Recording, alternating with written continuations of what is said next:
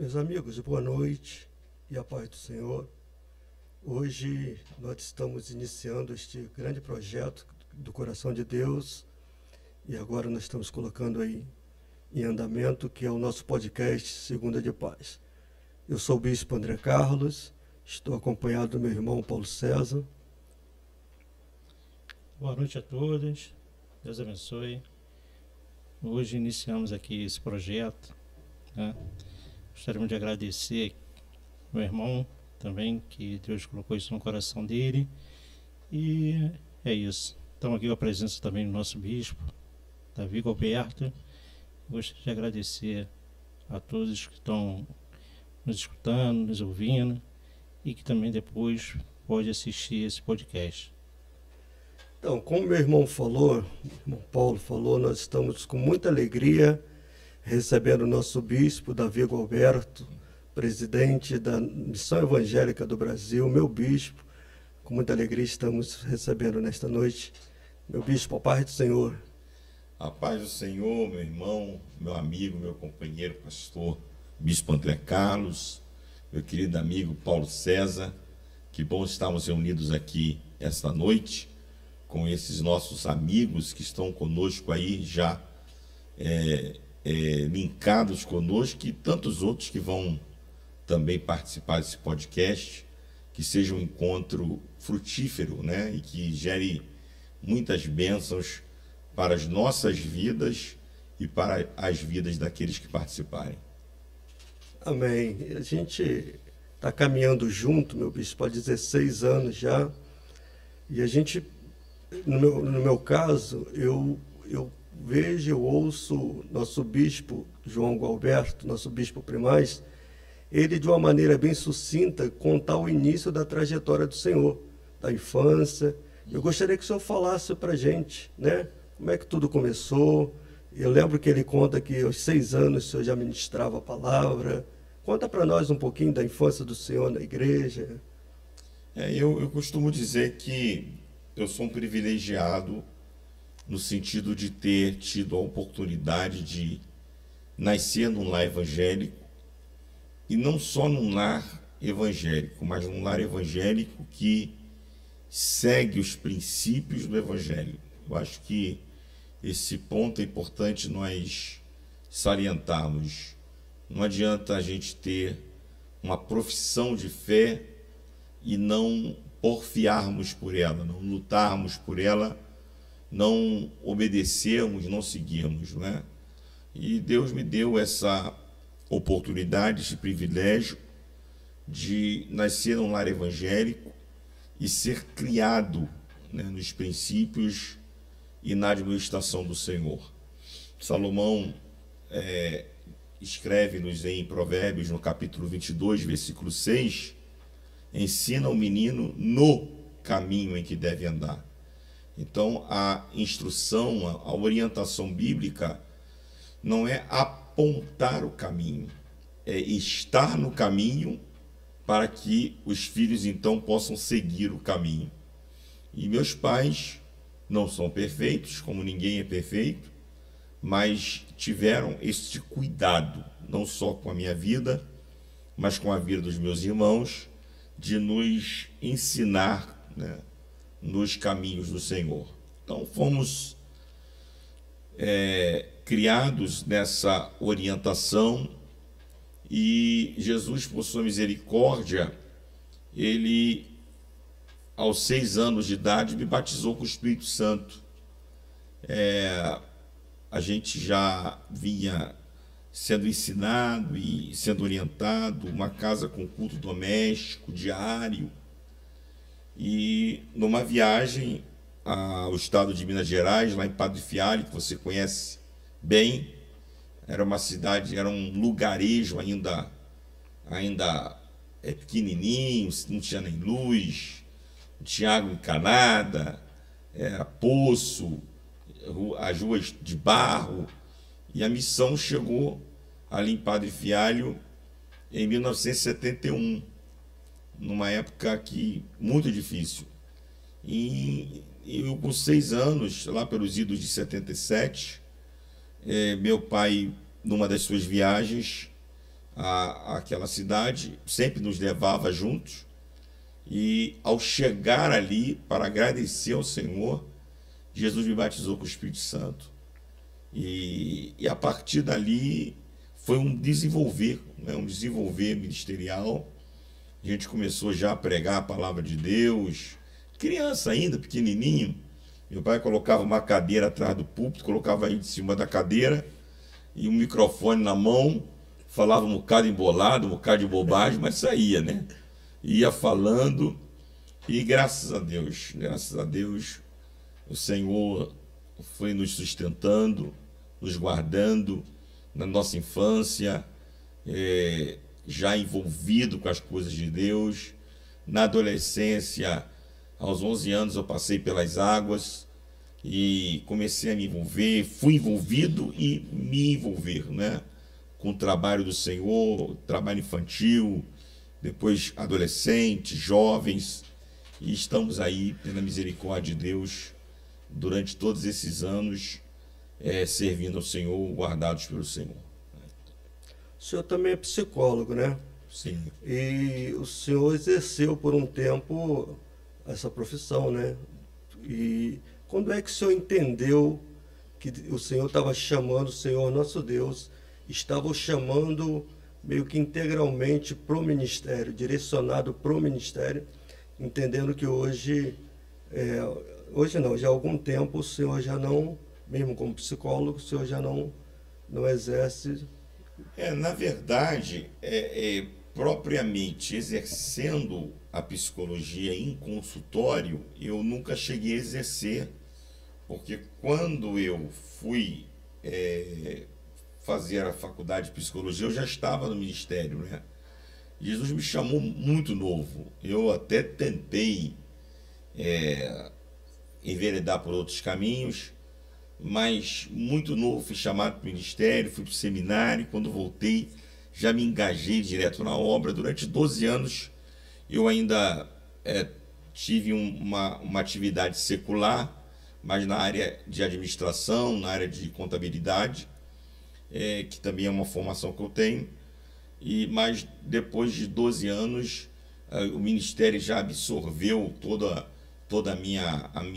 o meu tempo, e eu me dediquei exclusivamente ao ministério, né? Porque a nossa demanda, ela na realidade nunca foi só uma demanda local, era uma demanda que abarcava as nossas filiais, e que não é só no Rio de Janeiro, já eram em outros estados. Então as viagens sempre foram uma constante no nosso ministério.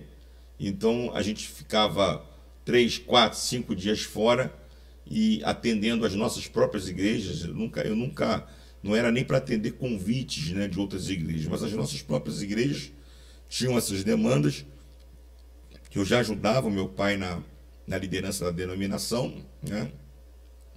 Nós assumimos a vice-presidência da igreja em 1998. Isso foi em... O local foi... Aqui no Rio de Janeiro. Aqui no Rio. Aqui no Rio de Mas Janeiro. ela nasceu no Rio de Janeiro. A missão nasceu no Rio de Janeiro. Ah, tá. A missão, ela é de 1945, né? Mas o meu pai assumiu em 1971 a missão. Era uma igreja muito pequena, tinha 3 congregações pequenas, e a partir de 1971 a igreja começou a crescer, né? E nós já crescemos dessa obra, né? Então a gente começou e nos envolvemos com a igreja de tal maneira que ficou difícil a conciliar a vida secular com a vida ministerial. Mas fomos cursar psicologia entendendo a necessidade de um conhecimento do ser humano mais profundo, né? À medida que a gente foi pastoreando, lidando com pessoas, a gente foi vendo a necessidade de um conhecimento, não que é indispensável, né, estudar psicologia, mas a psicologia te dá um olhar mais científico, né? Não só um olhar, você tem um olhar bíblico e agora você também tem um olhar científico, né? E isso foi e é muito útil para o nosso ministério, né? Até na hora de aconselhamento, né, o senhor também já usa um pouco da... Com certeza, né? Porque eu costumo dizer que existem situações que são totalmente espirituais, que o caminho é a oração, o caminho é a palavra, esse é o caminho. Mas o ser humano, ele é resultado das suas experiências vividas desde a infância. Então, existem situações que não são somente espirituais.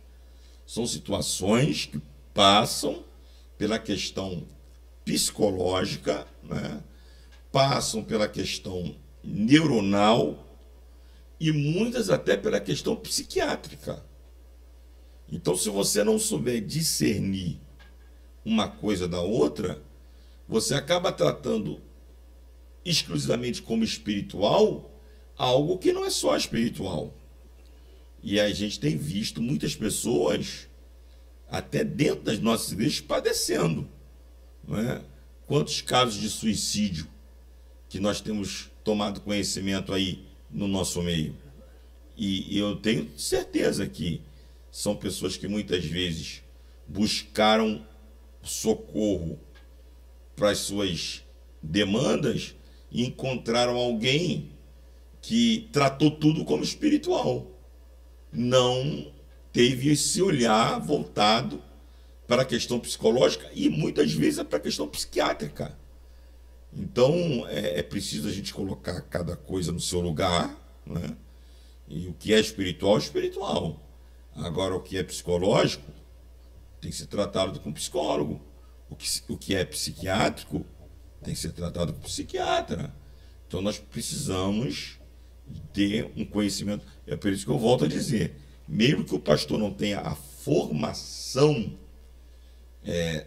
psicológica ou da psicologia, ele precisa ler, ele precisa buscar conhecimento, ele precisa buscar uma informação capaz de lhe ajudar a, quando chegar um momento em que ele precise encaminhar alguém para uma outra área, ele possa fazer isso com tranquilidade.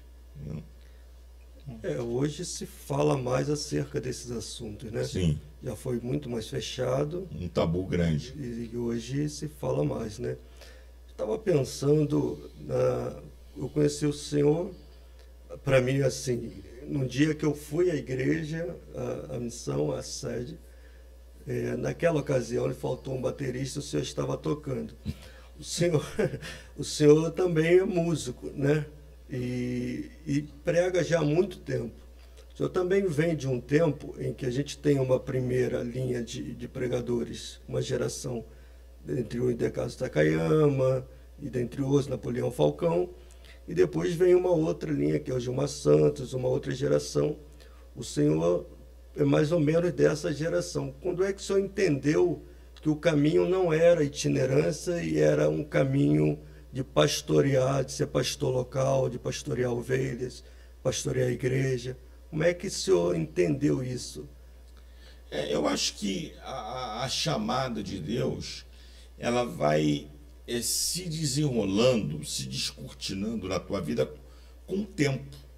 O tempo vai passando, você vai tendo experiências, e essas experiências que você vai tendo, elas vão lhe dando sinais, né? Como eu disse, assim, o meu ministério, ele sempre foi um ministério muito local, muito local. Eu trabalhei com liderança de jovens, com professor de escola bíblica dominical, liderando o ministério de louvor da igreja. Então, sempre foi um ministério muito voltado para a igreja local, né? Algumas vezes recebíamos convites para pregar em outras igrejas, para estar cooperando com outros trabalhos, mas era um ministério muito local. Então, essa questão do local, essa questão de estar envolvido com a igreja local, com o corpo assim local, ela sempre foi muito, muito forte na minha vida, né? Então acredito que foi muito um processo natural, né? Naturalmente a gente foi voltando a nossa vida para a igreja local e não propriamente para o trabalho da itinerância. Sempre gostei muito de, como você citou, de ouvir esses pregadores, esses evangelistas, né? Da nossa época, como Takayama, como Gilvan Rodrigues, Napoleão Falcão, Gilmar Santos e tantos outros, Silas Malafaia também dessa época antiga, Jaime Soares também é um pregador dessa época antiga, mas a nossa vida sempre foi dentro da igreja, né? E foi naturalmente, a gente foi seguindo esse caminho voltado mais para o pastorado em si do que propriamente para o exercício do ministério da pregação, né? Então, e a gente entende com o ministério local, com o pastorado, como o senhor falou, que é prazeroso fazer a obra de Deus, é muito gratificante, mas que também há momentos de adversidades que são vivenciados. E nós estávamos em uma situação lá na Bahia, e eu pergunto para o senhor, aquilo que aconteceu na Bahia, eu gostaria até que o senhor falasse um pouco, foi uma marca no ministério do senhor, uma das marcas que lhe trouxe, né, uma tristeza, um momento assim que marcou o ministério. A gente sabe, né, o senhor vai falar aqui da perda de um grande amigo, né? Sim. Então no ministério nós temos ganhos e temos perdas. Sim. Eu gostaria que o senhor falasse um pouco sobre isso para a gente. O ministério ele proporciona estas surpresas, né? Não é porque a gente está no ministério que a gente está no céu. Não. Nós exercemos o ministério na terra. E na terra a gente acaba estando passivos, né, de enfrentarmos situações inusitadas. Nós tínhamos o aniversário da igreja lá em Salvador, e o bispo André Carlos e outros irmãos foram na frente, se não me engano, numa quinta-feira, né? E eu, como tinha alguns compromissos aqui ainda na quinta e na sexta, só fui no sábado. E eles foram me pegar no aeroporto, juntamente com o nosso amigo, né, saudoso bispo Carlos Henrique.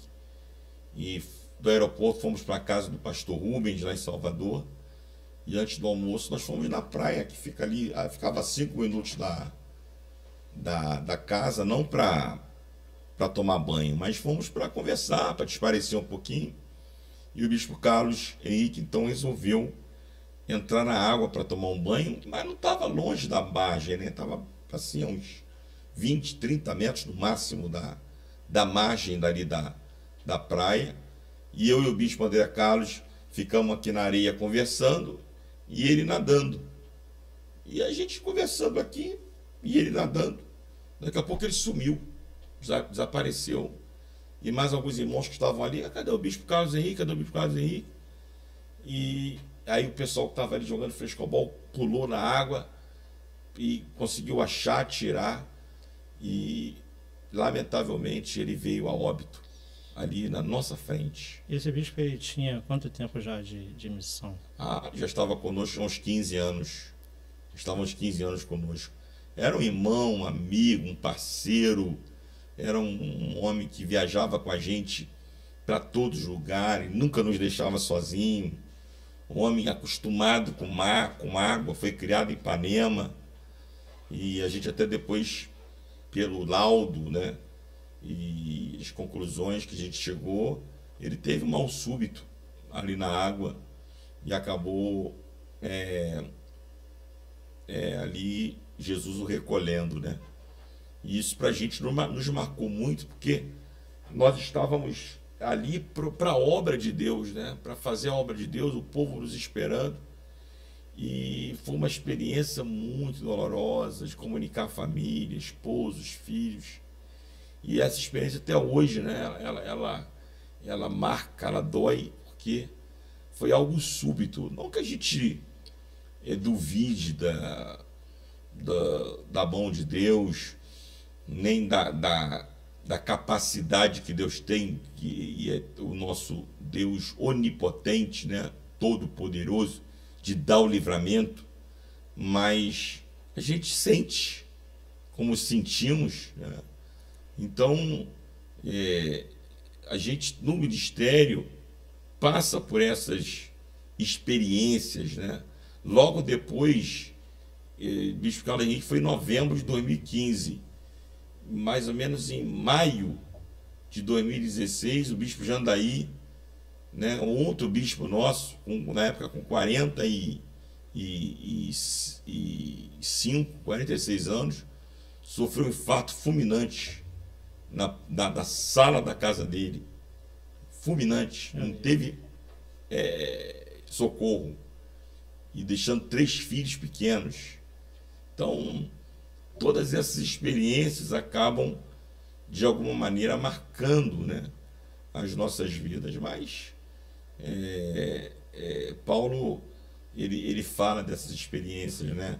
Açoites, prisões, naufrágios, perseguição, chicotadas, desceu no cesto como morto, né? Então, Paulo também, ele compartilha conosco de todas essas agruras, a ponto de dizer que ele trazia no corpo as marcas de Cristo. Então, ministério não é para quem se chama, ministério é para quem Deus chama.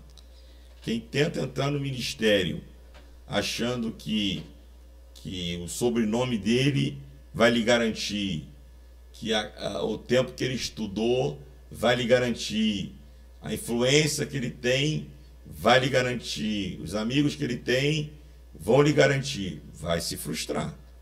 Vai se frustrar. Aproveitando esse gancho, o senhor está falando de perdas, o senhor também passou um momento muito difícil na época da pandemia.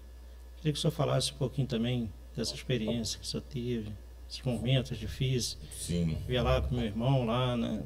A gente oramos muito pela sua vida também. Assim, que o senhor pudesse falar um pouquinho também desse momento. Paulo, eu acredito que foi a experiência mais marcante que eu já passei, né, em toda a minha vida, né? O Senhor permitiu.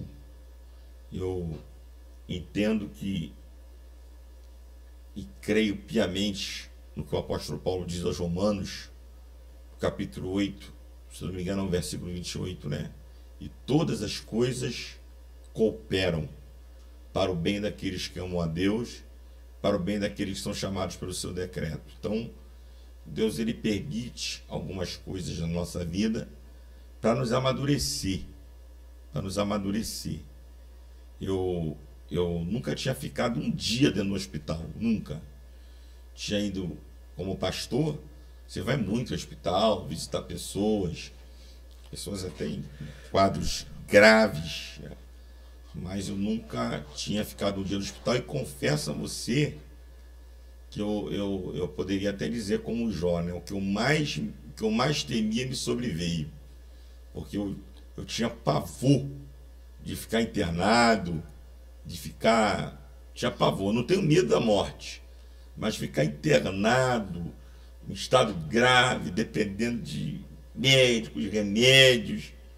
Mas Deus me levou lá no fundo do poço. E o povo buscando a igreja, todo mundo unido. 2020, nós tivemos a pandemia da Covid.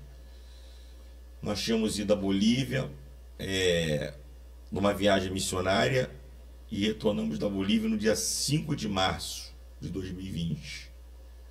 Quando foi dia 13, até ali ninguém falava de Covid, jornal, ninguém. Voltamos. Mas quando foi no dia 13 eu comecei a sentir sintomas, febre, dor no corpo. Isso foi quando você veio dessa viagem? Quando eu vim dessa viagem. Mas como eu tinha ido no luau de casais da igreja, na sexta-feira, dia 13, eu falei, poxa, isso deve ser a friagem que eu peguei a noite toda e peguei uma gripe forte. Passou 14, 15 de março é meu aniversário. A igreja fez um culto em ação de graça, a igreja estava lotada, teve bolo, todo mundo me abraçou, me beijou, mas eu sem saber eu já estava contaminado, sabia.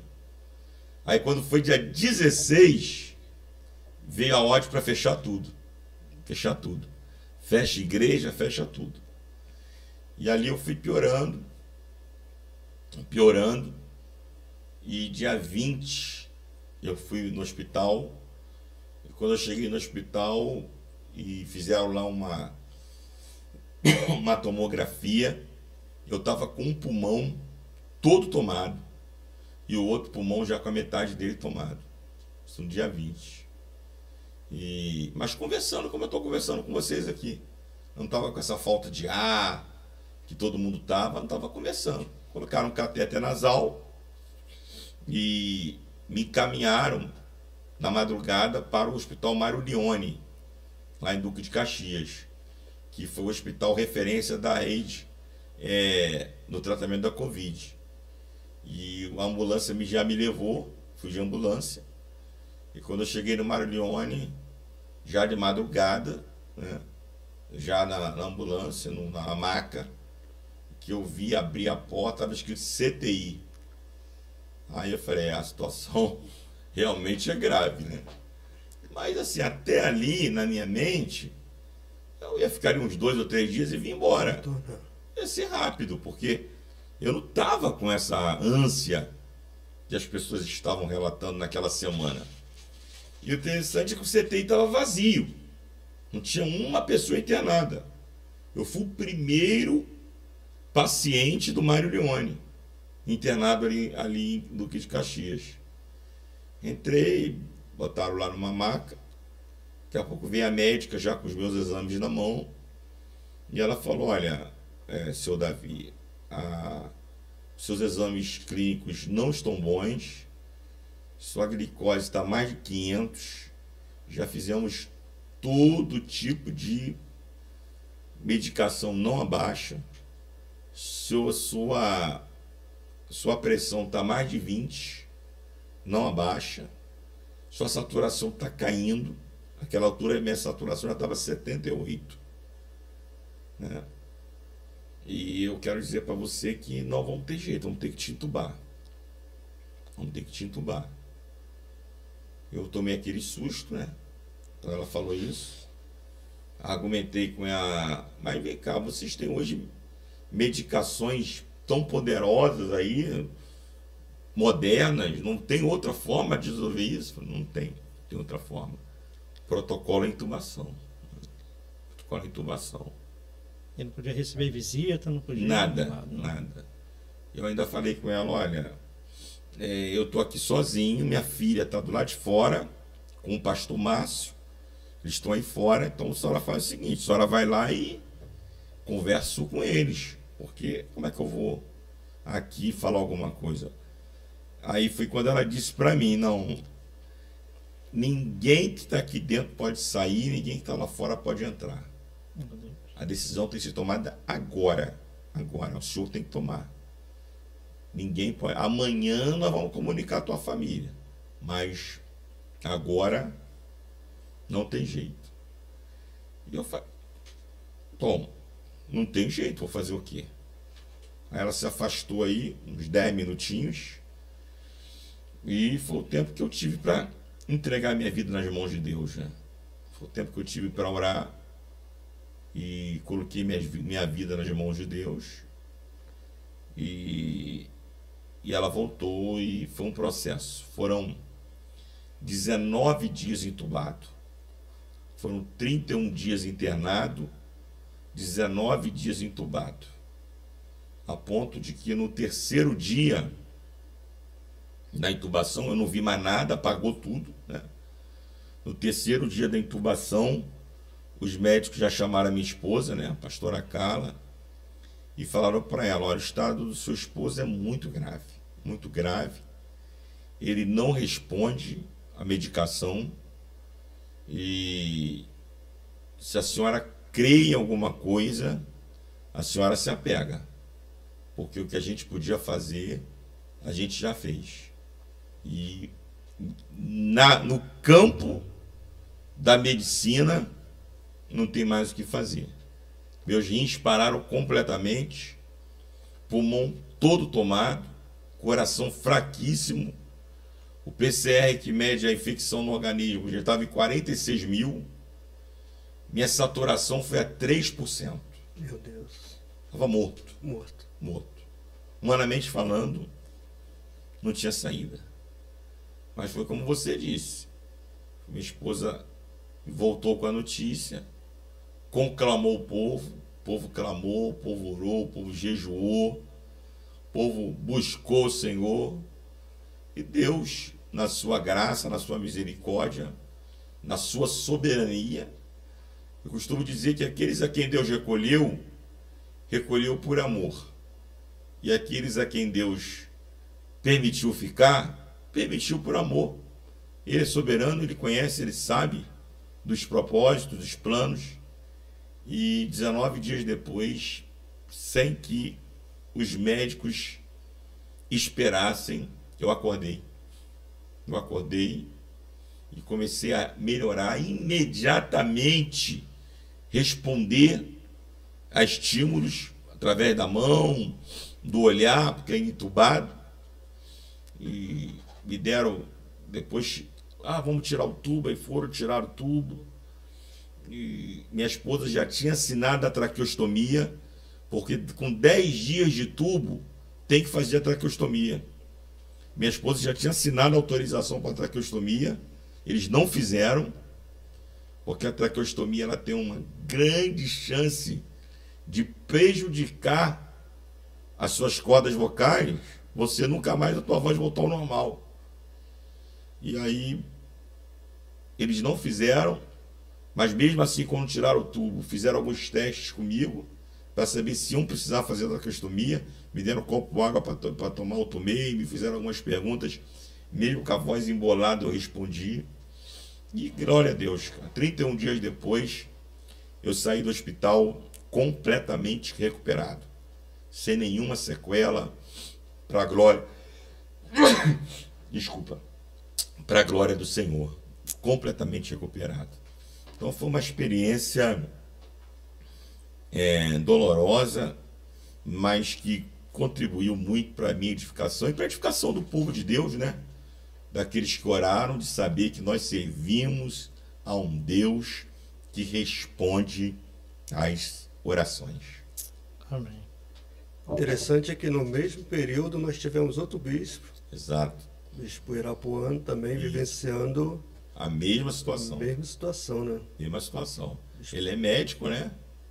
Foi contaminado no seu exercício profissional. E no mesmo período que eu estava entubado, ele também foi entubado. E passamos... Ele ficou menos tempo, ficou 9 dias entubado. Mas como a idade dele é bem mais que a nossa, está com 67, 68 anos. Então, ele ficou bem mais debilitado, né? Mas graças a Deus também, Deus operou um milagre na vida dele. E ele também está hoje completamente recuperado e trabalhando e fazendo a obra de Deus, cuidando da família, né? Deve estar aí conosco agora aí. Um abraço para ele, para a doutora Heloísa, para toda a família. Interessante que a gente tem visto assim, a cada dia mais o Senhor confirmando a obra dele na vida do Senhor, no ministério do Senhor, na igreja, o crescimento que isso trouxe para a igreja. Mas são situações que nós vivenciamos no ministério que não são fáceis, né, bispo? Então, eu gostaria que o senhor deixasse para aquele que está iniciando o seu ministério, ou que também nós temos visto que há muitos que estão desistindo da sua vida ministerial. Nunca foi assim, tão notório a desistência de ministros do Evangelho. Qual a palavra que o senhor tem, assim, uma palavra para o coração desses ministros que hoje estão desesperançosos, estão vivenciando crises, dramas. Nós temos visto muitos vivenciando problemas de depressão, de ansiedade. Uma palavra que só tem assim, para o coração desses diletos companheiros. Assim. Bispo André, eu costumo dizer que o ministério ele está apoiado em alguns postulados, em alguns pilares, e a falta de um ou dois desses pilares, ou de algum deles, ela lá na frente, ela pode produzir uma catástrofe. Problemas todos nós passamos. Pensar em desistir, quem nunca pensou? Todos nós já pensamos. Porque se há uma coisa que eu considero cruel no ministério, é o que a gente chama de ingratidão, né? É você se dedicar a pessoas, muitas vezes, abrindo mão até da tua família, abrindo mão dos teus, para priorizar uma pessoa ou um grupo de pessoas, e você ter a experiência dura de ver aquela pessoa ou aquele grupo de pessoas se levantar contra você. E muitas vezes se levantar de forma covarde, de forma premeditada, de forma traiçoeira. Agora, isso aconteceu lá com Moisés. A própria irmã e o irmão, Miriam e Arão, se levantaram contra ele. Isso aconteceu com Davi, né, quando volta da guerra com os filisteus, a sua casa e a casa dos seus soldados estava saqueada, queimada, as suas famílias levadas cativas, e a primeira coisa que aqueles soldados que Davi dava vida por eles fizeram foi acusar Davi. Davi, você é o culpado. Se levantaram contra Davi, né? Isso aconteceu com o próprio Neemias, quando vai reconstruir os muros de Jerusalém. Quem se levanta contra Neemias? Sanbalá, Tobias e Gesem. Quem eram? Príncipes judeus. Homens pelos quais Neemias deixou conforto o palácio de Artaxerxes para ajudá-los na reconstrução da sua cidade. Jesus tinha entre os 12 um que o traiu, um que o negou. Você vai olhar Paulo: Demas me abandonou amando o presente século, né? Alexandre Latueiro, um dos piores perseguidores de Paulo, foi um dos primeiros crentes. E aí você vai ver Paulo escrevendo para Timóteo, lá no capítulo 4, segunda carta, as suas últimas linhas. Ele disse: ninguém saiu em minha defesa. Ele estava em Roma, preso, julgado, e não teve um que foi lá e disse: não, eu dou minha vida por ele. Esse homem é um homem correto, é um homem santo, é um homem de Deus. Então, o ministério, ele proporciona esses momentos conflituosos. Agora, alguns pilares, eles precisam estar bem fortalecidos para que a gente possa ir até o fim. Primeiro pilar é o pilar da chamada, como eu já falei antigamente. Ministério não é para quem se apresenta, é para quem Deus chama. Você desejar é bom. O apóstolo Paulo vai dizer a Timóteo: se alguém deseja o episcopado, excelente coisa deseja.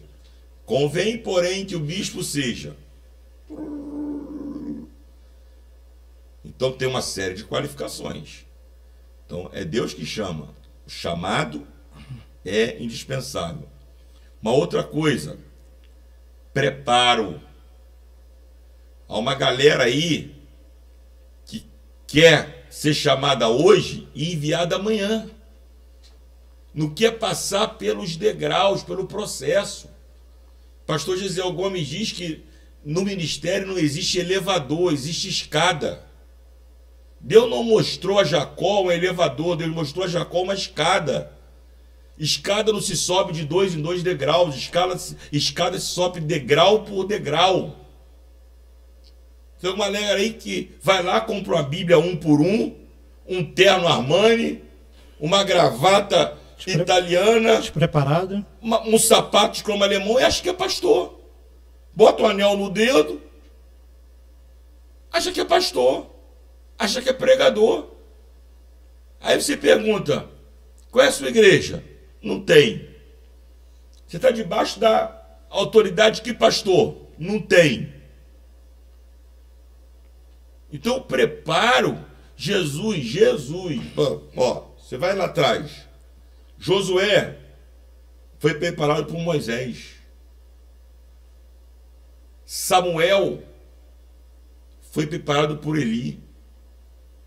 Eliseu foi preparado por Elias. Aí você vê a escola de profetas que Eliseu estabeleceu. Jesus chama os 12 e anda com eles 3 anos. Jesus, hein? Mesmo assim, 3 anos andando com eles, na hora que ele estava lá na cruz, só tinha João ao pé da cruz do lado de Maria. Você veja. Então, o preparo é fundamental. Preparo intelectual. Galera hoje não quer mais ir para o seminário. Galera hoje não quer mais sentar numa sala de aula. Vai lá na livraria, compra meia dúzia de livros, ou então entra aqui no Google, sai escrevendo, copiando mensagem, lendo um monte de coisas soltas. Aí o cara tem um monte de conhecimento, mas conhecimentos soltos. Conhecimento que não é um conhecimento sistemático. Um conhecimento encadeado. É um conhecimento solto, desencadeado. Aí o cara não tem preparo. Outra coisa, outro pilar. Experiência. É passo a passo. É degrau por degrau. Não é de uma hora para outra. Tem que passar pela experiência. Os caras é consagrado hoje, vai ali na esquina, aluga uma loja, abre uma igreja. Aí coloca em risco a vida de um monte de pessoas. Então, André, a pergunta que você fez, o que eu vejo? Claro que toda generalização é burra, mas uma grande parte dessa galera que está desistindo do ministério, que está se frustrando, que está indo para o ralo, é gente que não tem chamada, é gente que não tem preparo, é gente que não tem experiência. E aí quando vem as pancadas, porque elas vêm, o cara não sabe lidar. Não sabe lidar. Você vai, como a gente já foi, fazer evangelismo de madrugada, aí na beira das estações de trem, na Cracolândia, tem um monte de pastor. É triste falar isso. Mas tem um monte de pastor lá na Cracolândia. Um monte de presbítero, um monte de obreiro. Uma vez eu fui na Cracolândia, aí estava eu e o Márcio. Aí o Márcio olhou um carro, bateu na janela do carro, o vidro fechado. Aí daqui a pouco bateu de novo, o cara não abriu, bateu de novo, o cara, porque a gente queria dar um folheto e falar de Jesus. Aí de tanto insistir, o cara baixou o vidro. Quando o cara baixou o vidro, o cara estava de gravata, a Bíblia do cara estava em cima do console, o cara era um presbítero da igreja, fumando crack, lá na beira da estação de Padre Miguel. Aí ele baixou a cabeça e falou, poxa, cara, voltei para as drogas. Estou vindo da igreja agora. Gravata não. Gravata aqui. Estou vindo do culto. Passei aqui para fumar um crack. Meu Deus. O que é isso? Falta de chamada, falta de preparo, falta de experiência. Aí quando vem os embates, o cara não consegue aguentar um tranco.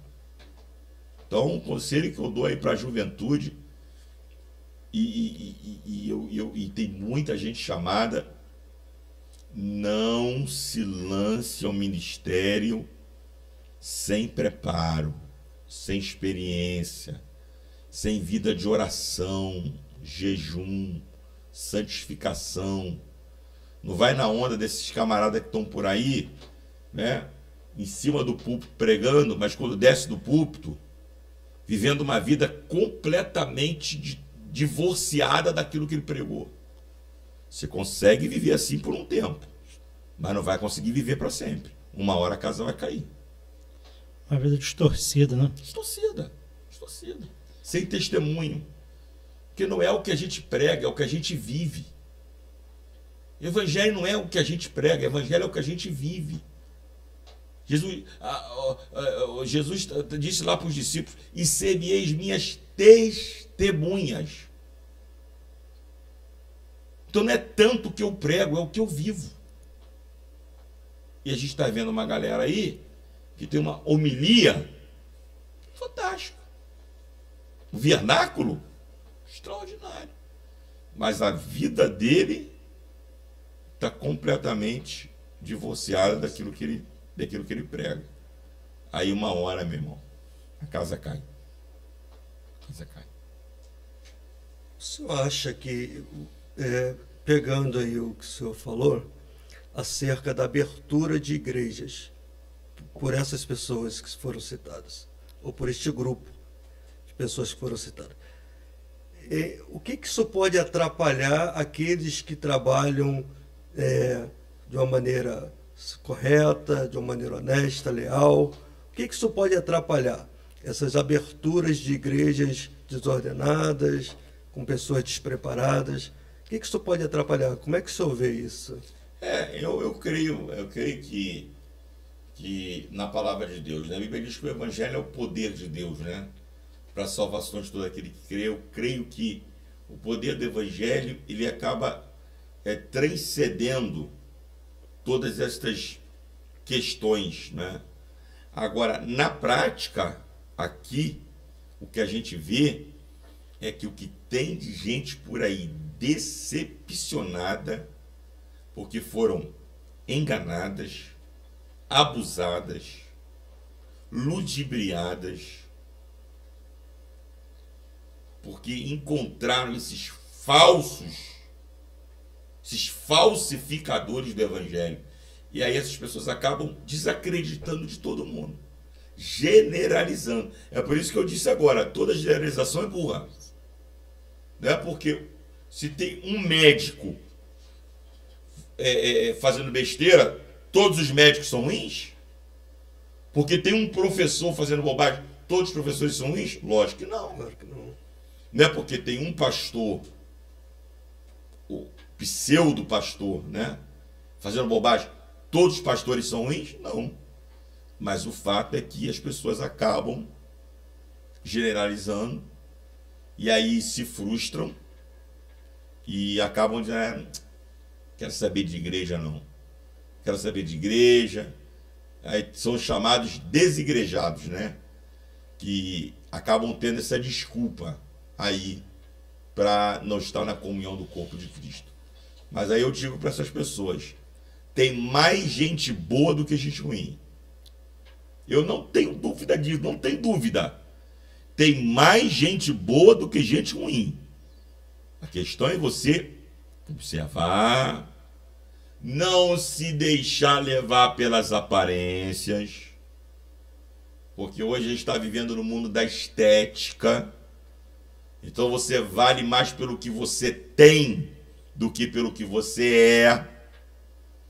Aí o camarada, a igreja dele lá é uma igreja pequenininha, é uma igreja sem isso, deve ser um pastor de meia tigela. O outro não, o outro tem ar-condicionado central, tem poltrona confortável, né, tem programa na televisão, no rádio, aquele é o cara. Aí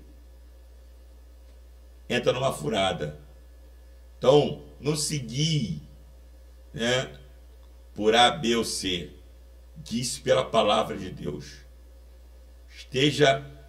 No outro dia alguém colocou aí nas redes sociais, né? A frase não é minha, mas alguém colocou aí nas redes sociais.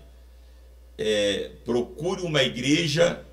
Antigamente a gente dizia assim: procure uma igreja mais próxima da sua casa, né? Isso. A gente, quando pregava o evangelho, dizia isso: procure uma igreja mais próxima da sua casa e vá servir ao Senhor. Aí alguém colocou na internet: procure uma igreja mais próxima da Bíblia, mesmo que seja longe da sua casa. Então procure uma igreja mais próxima da Bíblia, que pregue a palavra, que vive a palavra, para que você não seja enganado. Acho que é o caminho por aí. Há uma fala também de que a igreja, não são todos, a gente não vai generalizar, de que a igreja está doente, né? E um dia eu ouvi o senhor falando: a minha igreja não está doente, minha igreja é uma igreja que eu amo, uma igreja que... E como é que o senhor entende isso também? Como é que o senhor vê? Umas falas soltas, umas falas sem embasamento algum. Gente, a igreja é de Cristo. Nada pode parar a marcha da igreja, nem governo, nem reis, nem rainhas, nem tronos, nem principado, muito menos gente. A igreja... A gente confunde a igreja de Cristo com a igreja militante. A gente, quando quer falar da igreja de Cristo, a gente fala da igreja de Cristo como se a igreja de Cristo fosse essa igreja que a gente está vendo aí, com CNPJ, com parede, com banco, com som. E não é. Não cortando o senhor, na pandemia foi uma experiência. Mas não. Acharam que a igreja ia morrer. E a igreja ressurgiu. Acredito até que mais forte do que antes. Essa igreja tudo fechada. Podendo ter culto. Exato. E a igreja continuou.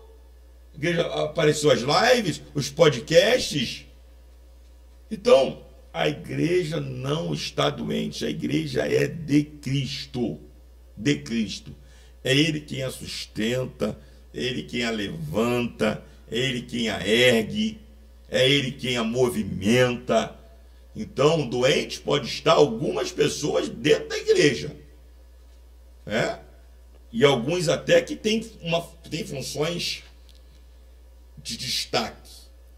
Aí acaba parecendo que o corpo, de um modo geral, está doente. Mas não. A igreja, ela é de Cristo e nada. Césares já tentaram, reis já tentaram, perseguição, a Inquisição Romana já tentou, os homens tentam, agora mesmo na China, né? Igreja perseguida, acabou a igreja na China. Quando foram ver, tinha mais de 100 milhões de crentes reunidos nas cavernas, nas florestas, dentro da China. Então, meu querido, nada pode parar a marcha da igreja. A igreja é poderosa, a igreja de Cristo. Eu acho que uma fala como essa parte muito daqueles que não querem viver os princípios bíblicos, né? Isso aí. Então eles acabam se escondendo diante de situações como essa. Então, como nós falamos lá no início, o senhor também é músico, né? E a gente trouxe um violão para o senhor aí. E a gente queria que o senhor escolhesse um louvor para estar ministrando para a gente um violão, né? Assim, um músico, um exímio, um músico totalmente aplicado, com um ouvido assim, excepcional. Ministra um hino para a gente aí, para a gente já estar caminhando para o fim. E essa voz aí que o senhor deu. Eu sou da antiga, né? Então tem que ser um louvor da antiga. Dentro daquilo que a gente está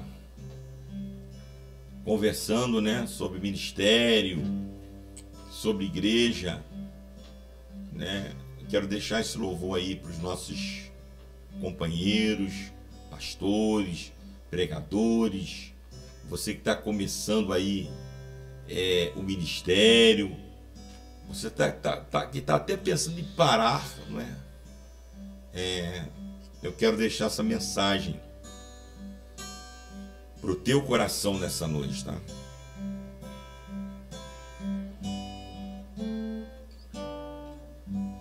Situações desta vida me fazem sentir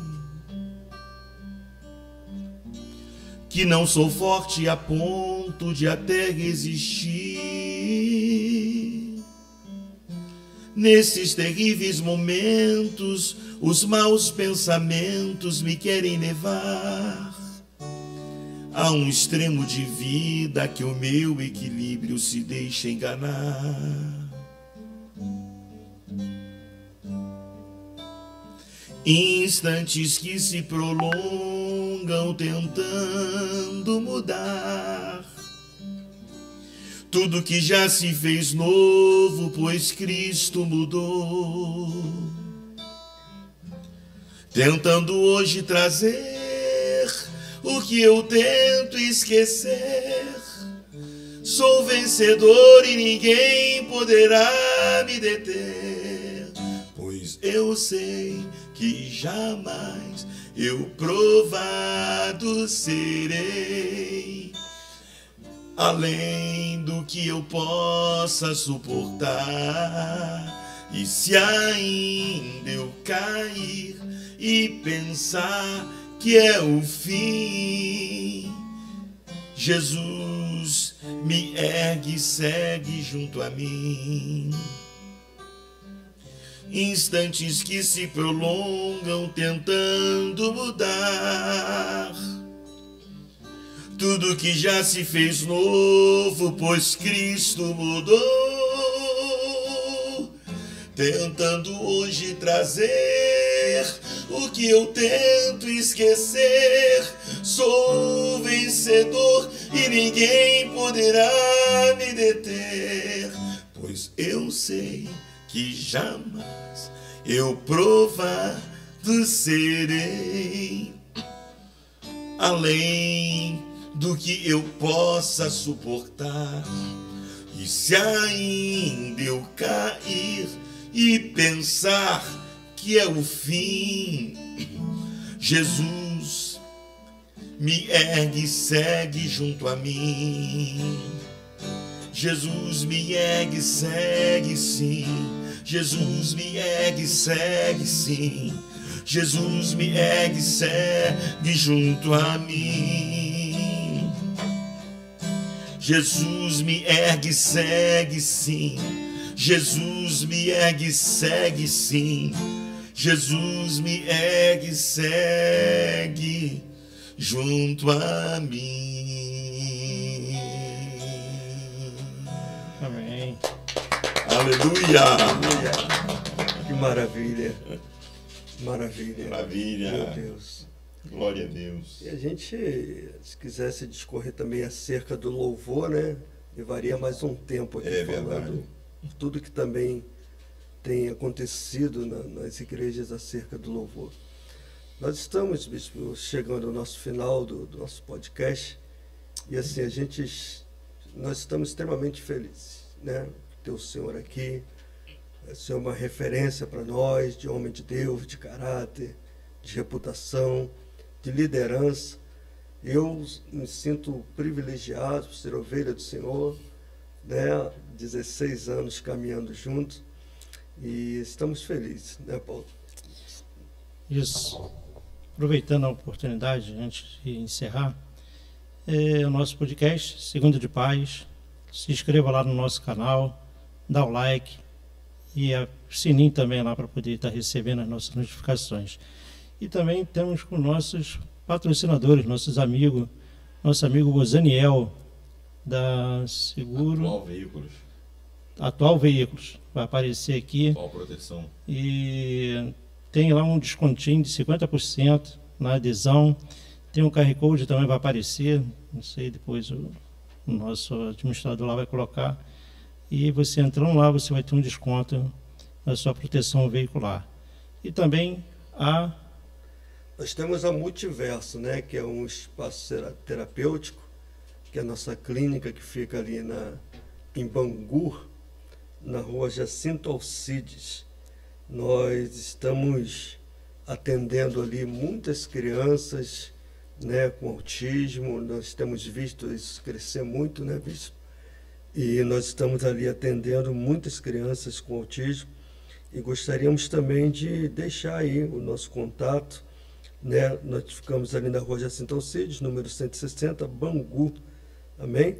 Se estiver precisando aí de uma assistência, filho, neto, sobrinho, precisando de uma terapia, nós temos profissionais ali extremamente capacitados, amém? É isso. Vamos deixar uma palavra aí para encerrar o nosso podcast. Agradecer a todos que vão assistir essa live e também quem estava aqui assistindo, que vão dar a notificação lá também, deixar uma mensagem. Queria agradecer ao Senhor pela presença, ao meu irmão também, queria agradecer e que o Senhor Jesus possa estar abençoando as nossas vidas. Eu que agradeço essa oportunidade tão especial de estar aqui inaugurando, né, esse podcast, né? Primeiro programa. E dizer que eu tenho certeza que vai abençoar muitas pessoas essa iniciativa, né, de tratar de diversos assuntos da vida. E claro que, como nós somos cristãos, servos de Deus, a gente nunca vai fugir da perspectiva bíblica, não temos como fugir, né? E louvar a Deus pela vida do bispo André Carlos, da missionária Gláucia, a doutora Gláucia, seus filhos, uma família amada de irmãos, de amigos, de companheiros. Estamos juntos aí nessa luta, nessa labuta. O Paulo César também, esse companheiro, esse amigo. Eu vou mandar um beijo para minha esposa, pastora Carla, para os meus filhos, Vitória e Vitor Hugo, e para todo o povo da Missão Evangélica do Brasil, essa igreja amada, essa igreja querida, essa igreja que é fácil de pastorear, é um povo dócil, um povo que ama a palavra. O povo que ama a palavra é um povo ensinado, não por dogmas, não por regras, não por conceitos humanos, mas é um povo ensinado a obedecer à palavra de Deus. Então, aí se torna um povo pastoreável, né? Pastoreável. Que Deus abençoe ao pessoal ali da sede, na estrada da Água Branca 3.570, e também de todas as nossas filiais. Um grande abraço a todos no nome de Jesus. Amém. Amém. A gente está chegando ao final desse nosso podcast. Nós estamos iniciando a segunda-feira, às 22 horas. Há uma possibilidade da gente estar, de repente, mudando o horário, mas nós queremos te agradecer. Você que está acompanhando, como meu irmão falou aqui, dá o link lá, dá um like lá, dá um like, né? Compartilha, e nós estamos felizes demais e cremos que o Senhor Deus já, né, tem nos abençoado e vai levar este projeto aí para muitos corações, para muitas casas, para muitas famílias que estão necessitando ouvir acerca dele, da sua palavra, do seu amor e da sua bondade. Nós somos gratos a Deus pela sua vida, em nome de Jesus. Amém. Deus abençoe. Cadê o...